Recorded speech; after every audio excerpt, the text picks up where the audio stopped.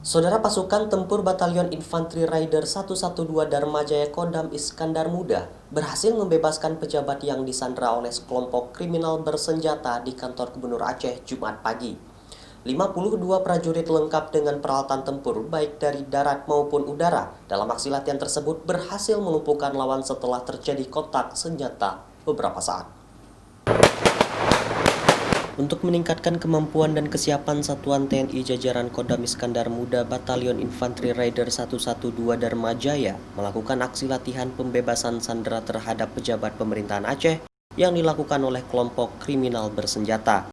Latihan operasi pembebasan pejabat yang disandera kelompok kriminal bersenjata ini melibatkan 52 prajurit dari Batalion Infanteri Raider 112 dengan membentuk tim darat dan tim udara.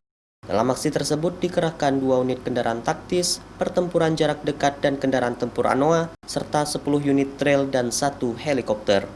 Prajurit Raider 112 Dharma Jaya dalam operasi pembebasan sandera dari kelompok kriminal bersenjata di kantor Gubernur Aceh berhasil menyelamatkan sandera dan mengevakuasi ke tempat yang aman sesuai dengan skenario dan rencana.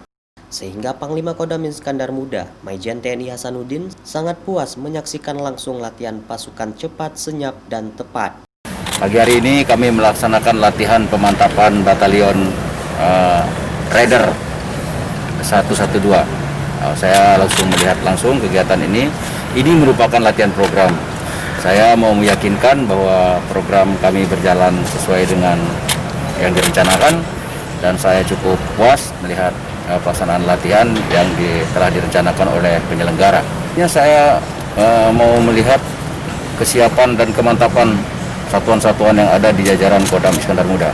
Salah satunya Batalion Infanteri Raiders 112 yang sedang melaksanakan latihan saat ini. Meski dalam kondisi pandemi COVID-19, Kodam Iskandar Muda tetap melaksanakan program latihan dan kesiapsiagaan dalam rangka menjaga, memelihara, dan meningkatkan kemampuan seluruh satuan di jajaran Kodam Iskandar Muda. Sehingga prajurit TNI selalu siap siaga digerakkan untuk menjaga persatuan dan kesatuan negara Republik Indonesia. Raja Umar, Kompas TV, Banda Aceh.